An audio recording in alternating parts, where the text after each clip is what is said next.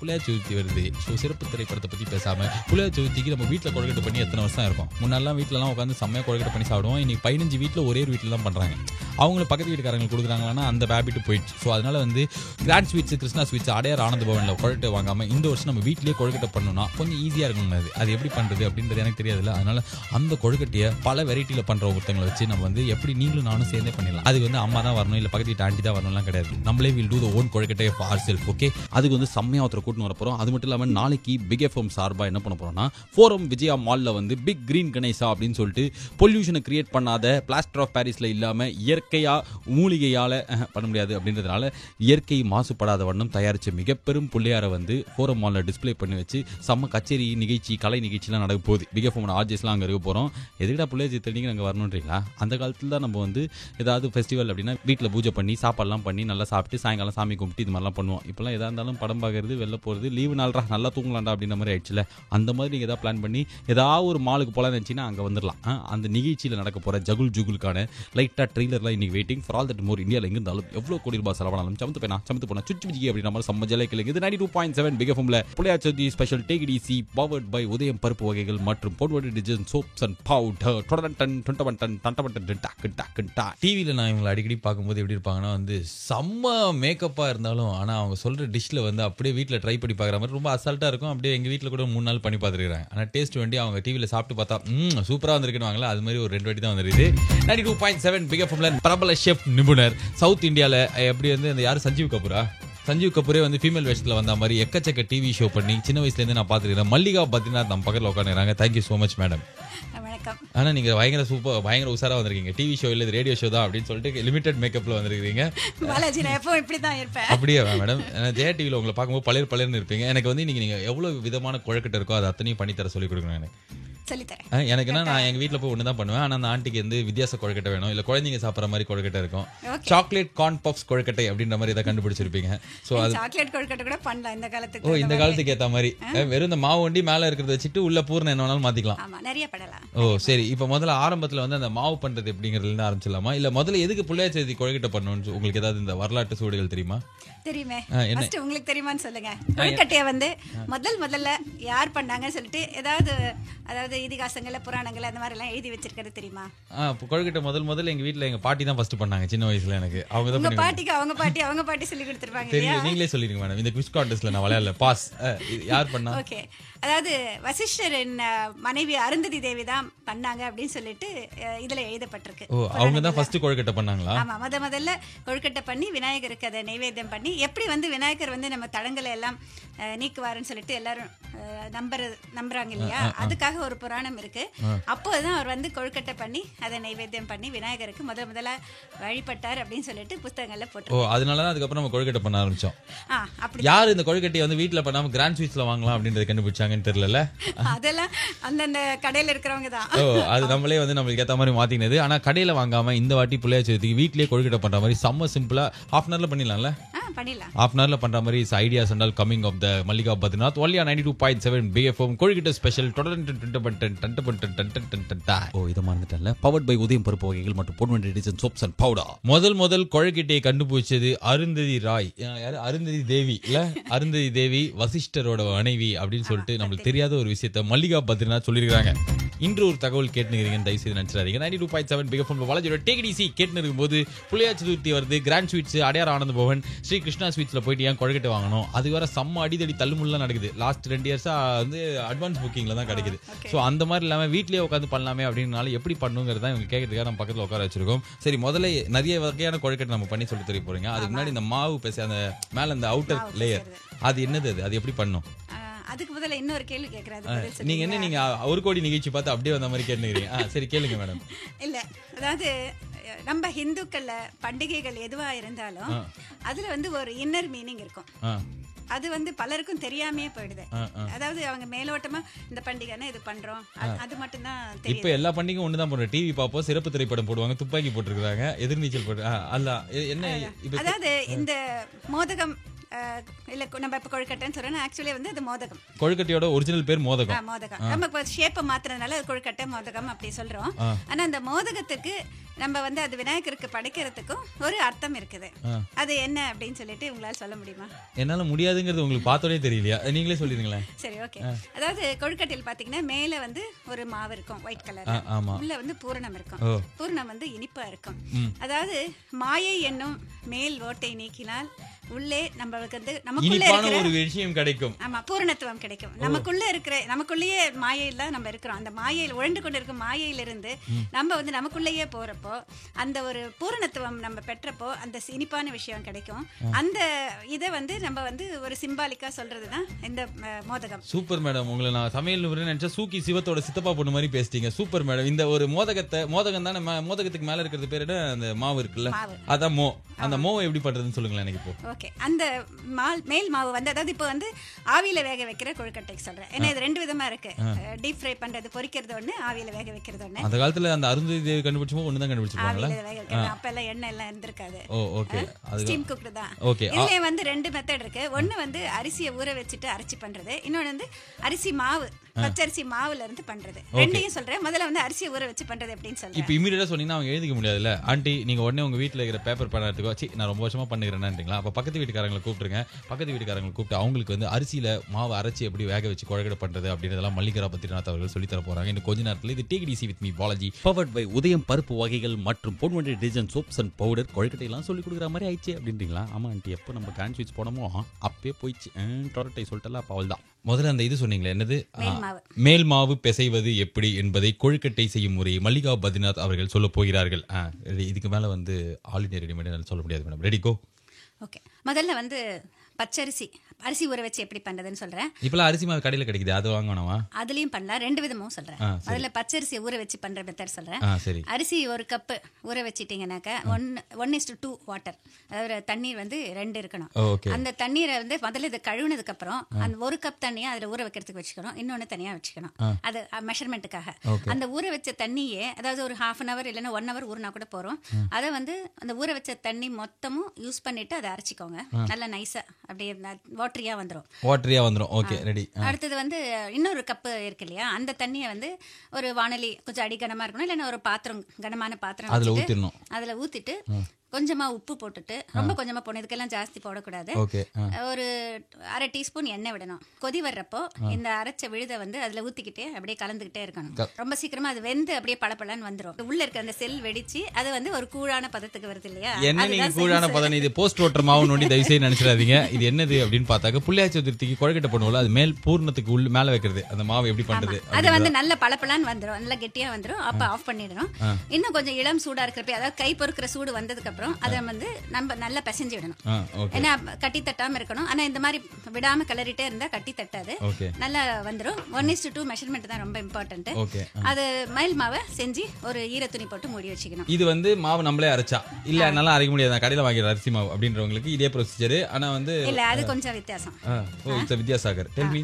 அந்த மாவு வந்து 1 கப் எடுத்துட்டாக்க அதுக்கு 1.25 இல்லைன்னா 1.5 அளவுக்கு தண்ணி பிடிக்கும். 1.5. அது ஏன்னா அந்த மெஷர்மெண்ட் சொல்றேன்னா, பழைய அரிசியா இருந்தா 1.5 பிடிக்கும், புது அரிசியா இருக்கிறப்ப 1:1 1.25 தான் பிடிக்கும். ரேஷன் அரிசியா இருந்தா எவ்வளவு பிடிக்கும்? ஒரு 4-5 குடமே பிடிக்கும்ல. இல்ல, 1 கப் எடுத்துக்கிட்டீங்கன்னா 1.25 கப்னு வச்சுக்கோங்களேன். 1.25 கப் தண்ணியை வந்து அதோட கொஞ்சமா உப்பு போட்டு 1 டீஸ்பூன் எண்ணெய் விட்டு கொதிக்க விடணும். கொதிக்க விட்டு மாவை கொஞ்சம் கொஞ்சமா தூவி கிளறக்கூடாது, அப்படி பண்ணா கட்டி தட்டிடும் மொத்தமா. ஆமா, ஃபுல்ல வந்து கொதிச்ச உடனே ஃபுல் ரெடியூஸ் பண்ணிட்டு அப்படியே ஒண்ணா கொட்டிடணும் மாவை. அதை வந்து ஒரு கரண்டி குத்தி வச்சுட்டு ஜஸ்ட் ஒரு 5 minutes அப்படி வேக விடணும்.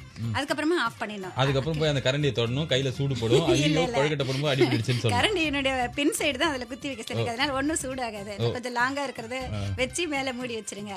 அதுக்கப்புறமா அதை திறந்துட்டு ஸ்விட்ச் ஆஃப் பண்ணிட்டு சீக்கிரமா கலந்து விடணும்.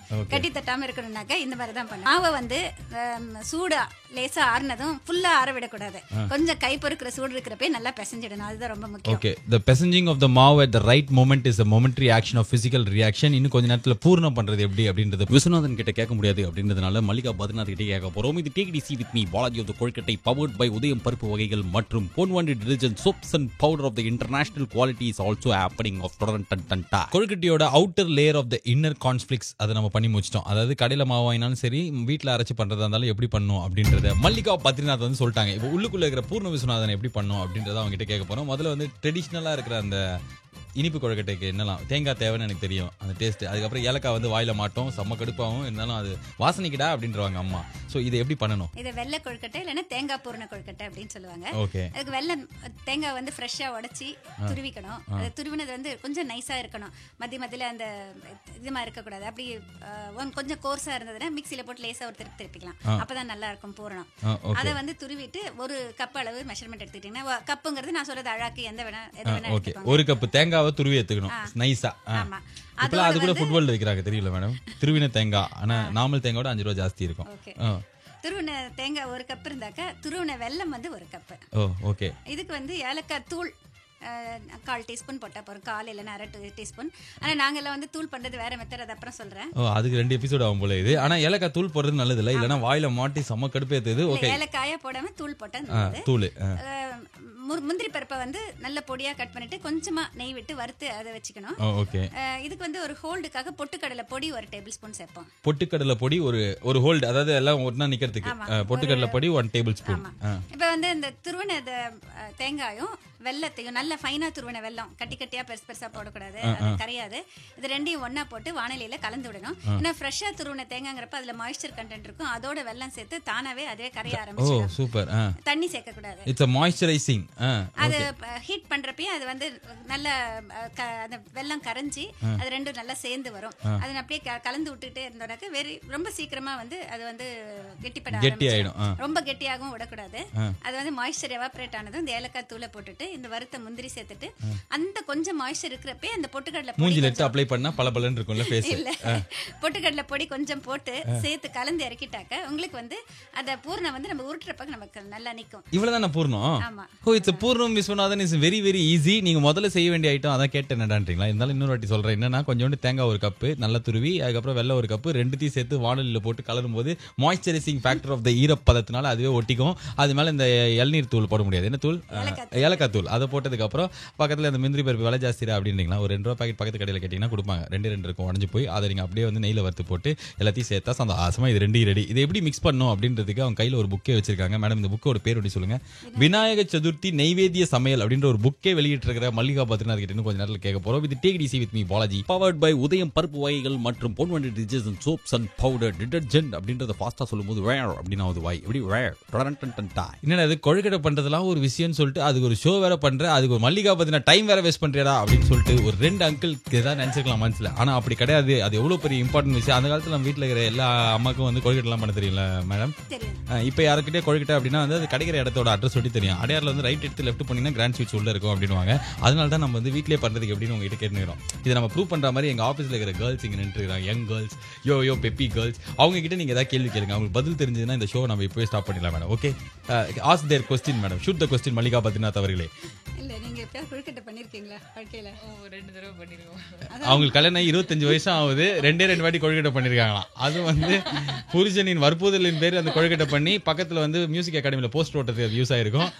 சொல்லுங்க. இல்ல ஒண்ணே மட்டும் கேக்குறேன், அதுக்கு பதில் தெரியுமா சொல்லுங்க. ஒரு சிலருக்கு மட்டும் கொழுக்கட்டை அது வெந்து எடுக்கிறப்போ மேல வந்து கிராக் ஆயிடும், அது காரணம் என்ன இருக்கும்? கொழுக்கட்டை ஏன் கிராக் ஆகுது அப்படின்னு நீ ஏன் ஆனன்னு உனக்கு தெரியலன்றாதீங்க. ஆனா நீங்க பதில் சொல்லுங்க லேடிஸ். அது வந்து அந்த ஆவி சூடு தாங்காம அந்த ஸ்டஃபிங் ஜாஸ்தியா இருக்கு. கொழுக்கட்டைனா என்னன்னு சொல்லுங்க நீங்க முதல்ல ஃபர்ஸ்ட். நீங்க சொல்றத பார்த்தாலே கொழுக்கட்டை வந்து பீட்சாக்கு இது பண்ற மாதிரி.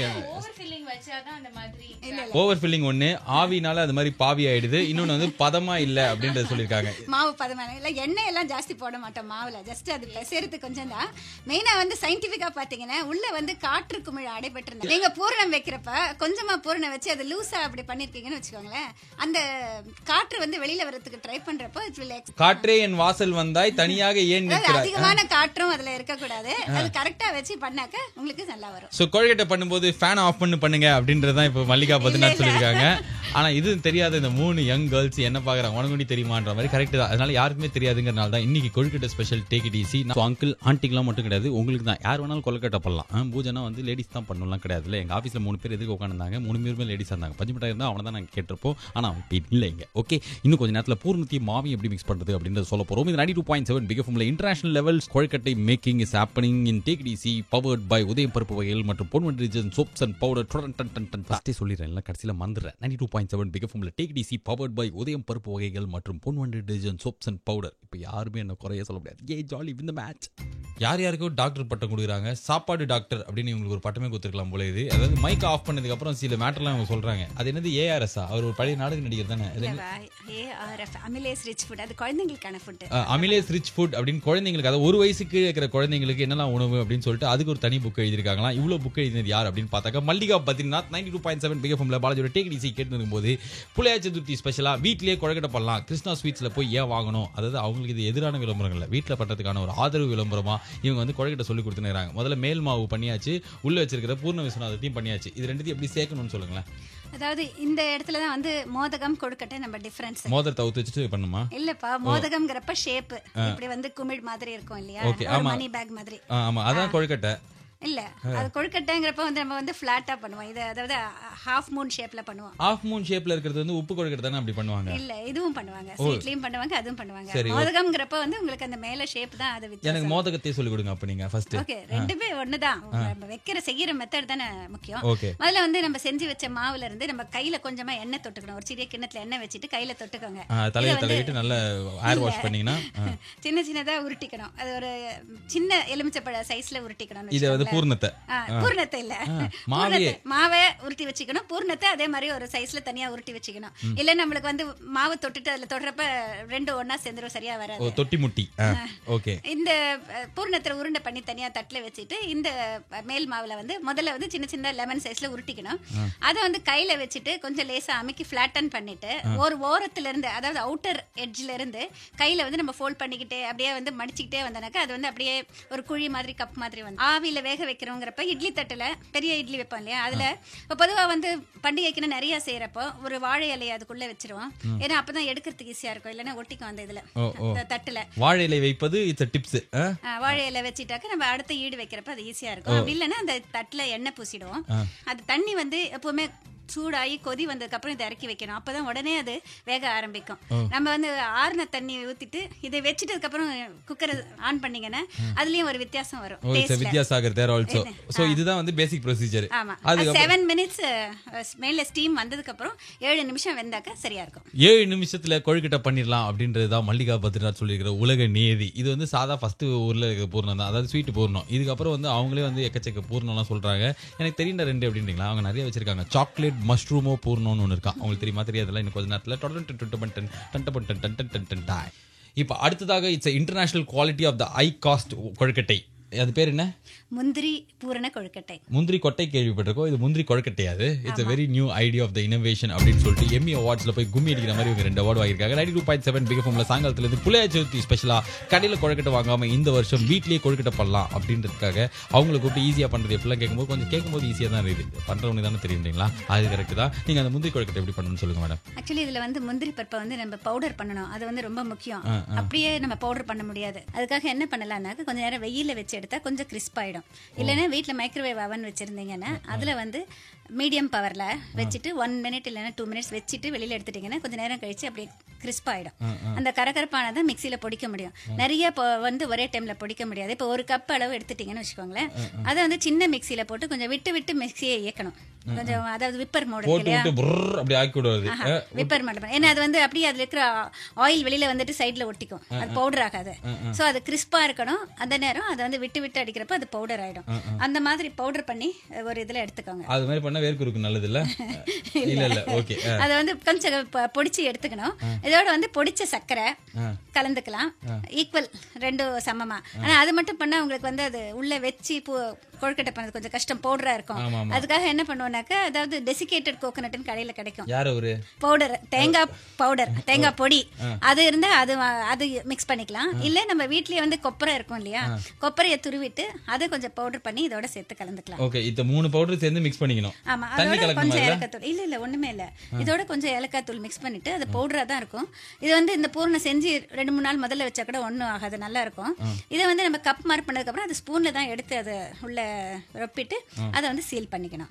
அப்புறம் ஆவில அவ்வளவுதான். இதுதான் வந்து முந்திரி கொட்டை, முந்திரி கொழுக்கட்டை. இதே முந்திரி மாதிரி வந்து இப்போ வந்து வெள்ளரி விதை, பூசணி விதை அதெல்லாம் கிடைக்குது. அதை வந்து ட்ரை ரோஸ்ட் பண்ணிட்டு அதை பவுடர் பண்ணிட்டு அதுவும் பண்ணலாம். இதெல்லாம் வெரைட்டிஸ். பன்னீர் புஷ்பங்கள் கொழுக்கட்டை, குழந்தைங்களுக்கு பிடிச்ச சாக்லேட் கொழுக்கட்டை எல்லாம் இன்னும் கொஞ்ச நேரத்தில் சொல்ல போறாங்க. Only 92.7 big. உங்க வீட்டுல மளிகை சாமான் அக்கௌண்ட் பயங்கர ஜாஸ்தி ஆகுமா மேடம்?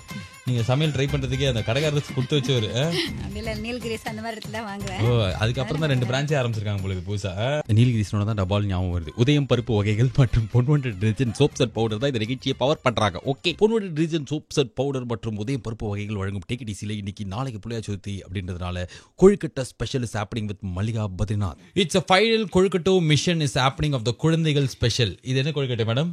அதாவது dry fruits kozhukattai. Dry fruits kozhukattai. அதாவது வீட்டில் பேரிச்சம்பழம் வாங்கி வச்சு குழந்தை சாப்பிடுவா அப்படின்னு ஃப்ரிட்ஜ்லேயே ஒரு 3 மாதம் வச்சதுக்கு அப்புறம் இதை தூக்கி போட்டலாம் அப்படின்னு சொல்லிட்டு டிசைட் பண்ணுவோம். அது மாதிரி இல்லாமல் அதே பேரிச்சம்பழத்தை வச்சு it's interesting dish. Tell madam how to do is who is this அப்படின்னா மல்லிகா பத்ரிநாத். சாயங்காலத்துல அவங்க தான் பல டிஷ்ஷை சொல்லுங்கிறாங்க. இது ஒரு ஹெல்த்தி டிஷ்ஷாக நம்ம எடுத்துக்கலாம். ஏன்னா வேர்க்கடலை, வறுத்த வேர்க்கடலை சாப்பிடணும் சொல்றோம். அது மாதிரி வறுத்த வேர்க்கடலை கொஞ்சம் பிஸ்தா, முந்திரி, என்னென்ன ட்ரை ஃப்ரூட்ஸ் நட்ஸ் வச்சிருக்கீங்களோ அதை வந்து லேசா ரோஸ்ட் பண்ணிட்டு அது ஒரு கோர்ஸா ஒன்றும் குத்தலமா பொடிச்சிக்கோங்க. அதோட வந்து பேரிச்சம்பழத்தை பொடியா கட் பண்ணிட்டு அதை மிக்ஸ் பண்ணிக்கணும். மிக்சியில போடக்கூடாது, ஒட்டிக்கும். வேணுங்கிற அளவுக்கு வந்து கொஞ்சம், அதாவது ட்ரைனஸ் வேணுங்கிறதுக்காக கொஞ்சம் துருவிய கொப்பரை, வறுத்த கசகசா, கொஞ்சம் வெள்ளை எள்ளு வறுத்தது, ரவை, இந்த மாதிரி ஒரு காம்பினேஷன் கொடுத்துக்கணும். என்னென்ன ட்ரை ஃப்ரூட்ஸ் வேணுமோ போட்டுக்கோங்க. இதை வந்து தனித்தனியா வந்து ட்ரை ரோஸ்ட் பண்ணிக்கணும். அதுக்கப்புறமா வந்து அதை வந்து மிக்சியில வந்து எல்லாத்தையும் ஒன்னாவே போட்டு கொஞ்சம் கோர்ஸா பவுடர் பண்ணிக்கணும். அதோட டேட்ஸ் வேணுங்கிறப்ப நீங்க கட் பண்ணி அதுல மிக்ஸ் பண்ணிக்கோங்க. சின்னதா கட் பண்ணிக்கணும். சரி, வேண்டாம் விட்டுருங்க. அதோட வெல்லத்தை வந்து துருவின வெல்லத்தை போட்டு கலந்து எடுத்துக்கிட்டு இதை யூஸ் பண்ணிட்டு நம்ம பண்ணலாம். ரொம்ப ஹெல்த்தி வேரியேஷன். இதோட வந்து அப்படியே நம்ம பவுடரா இருக்கு இல்லையா, ஒரு டீஸ்பூன் தேனை விட்டு கலந்தீங்கன்னா உங்களுக்கு உருட்டை வரும். அது ஸ்வீட்டாவும் இருக்கும். ஆமா, ஸ்வீட்டா இருக்கும். உருட்டி அதை வந்து நீங்க பூரணமா யூஸ் பண்ணிட்டு நீங்க மோதகமோ இல்ல கொழுக்கட்டையோ எப்படி வேணா. இட்ஸ் தேன் கிண்ண date special kozhukattai what she is telling. And Mallika Badrinath இதெல்லாம் வந்து எதுலன்னு சொல்றாங்க அப்படின்னு பார்த்தாக்கா அவங்களே எழுதின ஒரு புக் விநாயக சதுர்த்தி நைவேத்திய ஸ்பெஷல் அப்படின்னு சொல்லிட்டு இந்த ஒரு பண்டிகைக்கு தனியா புக் எழுதிருக்கீங்க. இந்த மாதிரி எந்த பண்டிகைலாம் எழுதிருக்கீங்க மேடம்? பொங்கல் ஃபெஸ்டிவலுக்கு எழுதிருக்கேன். இன்னும் ஆனா நிறைய எழுதணும்னு சொல்லிட்டு ஒவ்வொன்றும் கொஞ்சம் இது பண்ணி வச்சிருக்கேன். குடியரசு தின ஸ்பெஷல் புக் போடுவீங்களா? இல்ல, அப்படிலாம் போட மாட்டேன். இப்ப டயபெட்டிஸ் ஸ்பெஷல், ஹார்ட் கேருக்கு, அந்த மாதிரி, அதாவது ஹெல்த் ரிலேட்டட் ஒரு சைடு, எவ்ரிடே குக்கிங் ஒரு சைடு. இந்த இனிமே எப்படின்னா அந்த காலத்துல இப்படி பண்ணாங்க அப்படிதான் சொல்ல முடியும். அப்படி இருக்கு ஒவ்வொன்றையும். how they invoke the god. Ganga Amaran பட்டிமன்ற மாதிரி சொல்லிட்டீங்க. ஆனா தேங்க்யூ சோ மச் மேடம் இங்க வந்ததுக்கு. உங்க வீட்டுல இருக்கிற ஃபங்க்ஷன் வேற இருக்குது, அதையும் தள்ளி வச்சுட்டு நம்மளுக்காக வந்திருக்கு. ரொம்ப நன்றி. சீக்கிரமே வந்து ஹெல்த் ஸ்பெஷல் ஷோ ஒன்று நம்ம பண்றோம். ஓகே, டெஃபினட்டா கேட்கறவங்களை வந்து ஒரு 273 வருஷம் வாழ வைக்கிற மாதிரி நிறைய டிப்ஸ் சொல்லணும். நீங்க இதுக்கப்புறம் 2 வார்த்தை பேசினா கூட அவங்க அப்படின்ற மாதிரி என்ன பயங்கரமா முறைச்சிருவாங்கன்றதுனால நான் அப்படியே அவங்களை கூட்டிட்டு போயிட்டு மறுபடியும் நாளைக்கு சாயங்காலம் புள்ளியார் சதுர்த்தி ஸ்பெஷல் உங்களை வந்து பார்க்குற வைக்கலாம். முஞ்சா வீட்டில் டிவிலாம் பார்க்காம அப்படியே நிஜமாலே புள்ளியார் வச்சு சாமிலாம் கும்பிட்டு குழைக்கெல்லாம் சாப்பிட்டு மத்தியானம் லேசியாக அப்படியே குடும்பத்தோட இருப்போம். ஏதாவது சொந்தக்காரங்க வீட்டுக்கு போகிறத தான் யோசிப்போம்.